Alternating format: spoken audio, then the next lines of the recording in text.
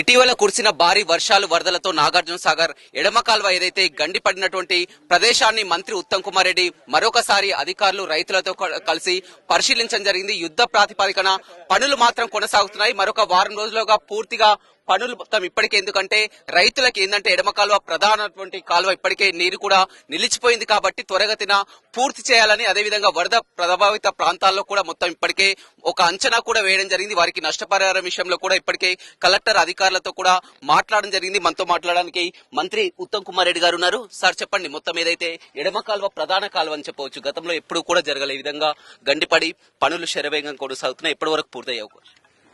Ramesh, August చివరిలో September మొదటి వారంలో రాష్ట్రంలో కొన్ని జిల్లాల్లో అతి భారీ వర్షం పడి, అంటే 50 ఏళ్లలో ఇంత వర్షం ఇప్పుడు పడలేదు.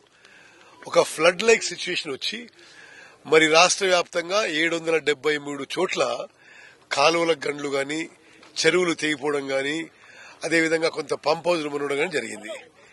మేము గతంలో ఎన్నడూ లేని విధంగా ముఖ్యమంత్రి నుంచి ఉప ముఖ్యమంత్రి, కేబినెట్ మంత్రులను కూడా అతి భారీ వర్షాలు పడడం మొదటి గంట నుంచి ఫీల్డ్ లో ఉండి ప్రజలని, రైతులని అందరినీ ఆదుకోవడానికి నిరంతరం రిలీఫ్ మెజర్స్ చేపడుతున్నాం. అదేవిధంగా మరమ్మతుల విషయంలో కూడా ఒక్కసారి మీరు ఆలోచన చేయండి.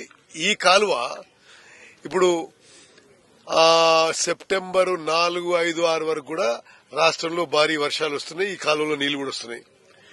ఇవాళ 15వ తారీఖు అంటే 10 రోజుల లోపల దాన్ని ఎస్టిమేట్ చేసి టెండర్లు పిలిచి వర్క్ మొదలుపెట్టి వారం రోజుల్లో ఈ గండి పూడుస్తామని, ఇక్కడ జరిగినంత నష్టం అంతా కూడా అది దానికి సరైన పరిష్కారం ఉంటుందని చెప్పి నేను మనవి చేస్తున్నాను. ఇప్పుడు ఈ రోజు ఇక్కడికి రావడం ప్రత్యేకంగా నాకు మధ్యాహ్నం వాస్తవంగా గాంధీ భవన్ లో మహేష్ గౌడ్ గారి ప్రమాణ స్వీకారం ఉన్నా నేను ప్రత్యేకంగా ఎందుకు వచ్చానంటే ఇంజనీర్లు, అధికారులు, కాంట్రాక్టర్ అందరిని కూర్చోబెట్టి ఇది ఎంత వార్ ఫుటింగ్ లో చేయాలనో చెప్పడానికి, దానికి ఉన్న ప్రయారిటీ ఇవ్వడానికి నేను ఇక్కడ రావడం జరిగింది. కాంట్రాక్టర్ ఇంజనీరు ఈ రోజు 15వ తారీఖు, 22వ తారీఖు వరకు ఈ బ్రిడ్జ్ పూర్తి చేస్తామని చెప్పాడు. కానీ ప్రతిపక్ష పార్టీ కేటీఆర్ కానీ హరీష్ రావు కానీ పదే పదే విమర్శిస్తున్నారు, కాంగ్రెస్ ప్రభుత్వం విఫలమైంది వరదల విషయంలో కూడా వాళ్ళకి అని చెప్పడం. ఇది చాలా దురదృష్టకరం, చాలా దిగజారిన రాజకీయాలు. ప్రజలు ఇబ్బంది పడుతుంటే మీరెక్కడనో దాచుకొని కూర్చొని, ఇప్పుడు మేమేమో వరదల్లో రోజు తిరుగుతూ ఎక్కడ ప్రజలకి, రైతులకు ఇబ్బంది వచ్చినా వాళ్ళని ఆదుకునే ప్రయత్నం చేస్తున్నాం. గతంలో ఎన్నడూ లేని విధంగా ప్రాణ నష్టం జరిగినా, ఇంటి నష్టం జరిగినా, పొలం నష్టం జరిగినా మేము పెద్ద ఎత్తున రిలీఫ్ ప్రకటించి ఆల్రెడీ అమౌంట్ చేర్పిస్తున్నాం. ఎన్నడూ జరగలేదు రమేష్. ఇది నేను నా సుదీర్ఘ అనుభవంతో చెప్తున్నా. నేను 7 సార్లు గెలిచిన, 6 సార్లు ఎమ్మెల్యే, ఒకసారి ఎంపీగా ఇంత వేగవంతంగా ఒక ప్రభుత్వం ఒక ప్రకృతి వైపరీత్యంలో ఇంత వేగవంతంగా కదలడం ఇదే మొదటిసారి. మరి అప్పటి నుంచి ఇప్పటి వరకు మేము రోజు ఫీల్డ్ లో నేను చేస్తున్నాం. వాళ్ళేదో దీనికి కూడా రాజకీయ లబ్ధి పొందాలని ఏదో ఈ బురద రాజకీయం చేయడం, ఇది తప్పు. Congress party government is working well. ఇటీవల కేంద్ర బృందం కూడా ఈ వరద ప్రాంతాల్లో కూడా పర్యటించింది. మొత్తం మీరంతా కూడా రాష్ట్ర ప్రభుత్వం చెప్తున్న ప్రకారం 10,300 కోట్ల వరకు కూడా నష్టం అంచనా వేస్తున్నారు. కేంద్రాన్ని సాయం కూడా కోరుతున్నారు. కేంద్రం నుంచి సరే, మేము కేంద్రం నుంచి మొత్తం లిస్ట్ అవుట్ చేసి ఎన్యూమరేట్ చేసి వివరాలతో సహా ఇవ్వడం జరిగింది. మాకు నష్టం 10,300 కోట్లు జరిగింది. తప్పనిసరిగా కేంద్ర ప్రభుత్వం వెంటనే ఈ సొమ్ము ఇవ్వాలని, ఇప్పటివరకైతే రూపాయి కూడా రాలే.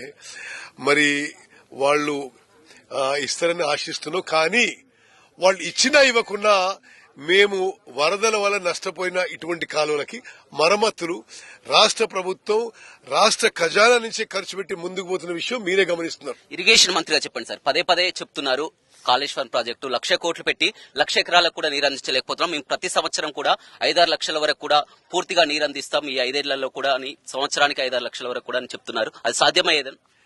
కాళేశ్వరం ప్రాజెక్టు ఒకటే విషయం యావత్ తెలంగాణ ప్రజలు, రైతులు గమనించాలి. అది వాళ్ళ హయాంలోనే వాళ్ళే డిజైన్ చేసిండ్రు, వాళ్లే నిర్మాణం చేయించిండ్రు, వాళ్ళ హయాంలోనే కూలిపోయింది. ముందుగా ప్రాజెక్టు గురించి ఏమైనా మాట్లాడే ముందు తెలంగాణ ప్రజానీకానికి క్షమాపణ చెప్పాలి. మీరు మా అందరి జీవితాలు, మా పిల్లల జీవితాలు, వాళ్ళ పిల్లల జీవితాలు తాకట్టు పెట్టి 1,00,000 కోట్లు అప్పు తీసుకొచ్చి అది గోదావరిలో వారేసినట్టు అయిపోయింది అది. ఓకే, నేనేమంటున్నానంటే మీరు ఏమైనా మాట్లాడండి, కానీ దానికి కొంత వాస్తవికత ఉండాలి. మీ టైంలోనే కాళేశ్వరం కట్టినారు, మీ టైంలో కూలిపోయింది. ఇక అంతకంటే ఇక ఏమీ ఆధారాలు అవసరం. తతిమ ప్రాజెక్టులో కూడా వాళ్ళ హయాంలో అసలు ఎక్కడా కూడా పెద్ద ఎత్తున కొత్త ఆయకట్టు చేయలేకపోయినరు. అసమర్థతన లేకపోతే కక్కుర్త మరొకట తెలంగాణ ప్రజలు గమనిస్తున్నారు. నేను ఈరోజు మాటిస్తున్నా, మేము ఈ 5 ఏళ్లలో ప్రతి సంవత్సరం కొత్తగా 6 లక్షల ఎకరాలు ఆయకట్టు తీసుకొచ్చి, కొత్త ఆయకట్టు తీసుకొచ్చి మొత్తం 5 ఏళ్లలో 30 లక్షల ఎకరాలకి కొత్త ఆయకట్టుకి మేము నీళ్లు ఇవ్వబోతున్నాం. ఇప్పుడు వాళ్ళు వదిలేసిన పాలమూరు రంగారెడ్డి పూర్తి చేస్తాం, వాళ్ళు వదిలేసిన సీతారాం సాగర్ పూర్తి చేస్తాం, వాళ్ళు వదిలేసిన ఎస్ఎల్బీసీ టన్నులు పూర్తి చేస్తాం. చాలా కాలం నుంచి పెండింగ్ ఉన్న కల్వకుర్తి, నెట్టెంపాడు, భీమా, కోయిల్ సాగర్ పూర్తి చేస్తాం, దేవాదుల పూర్తి చేస్తాం. మేము ఒక పాజిటివ్ కన్స్ట్రక్టివ్ దృక్పథంతో ముందుకు పోతున్నాం. ప్రయారిటీ ప్రాజెక్ట్స్ అని చేసినాం. మరి ముఖ్యమంత్రి గారు, ఆర్థిక మంత్రి గారు ఇరిగేషన్ శాఖకి సరిపోని నిధులు కూడా కేటాయిస్తున్నారు.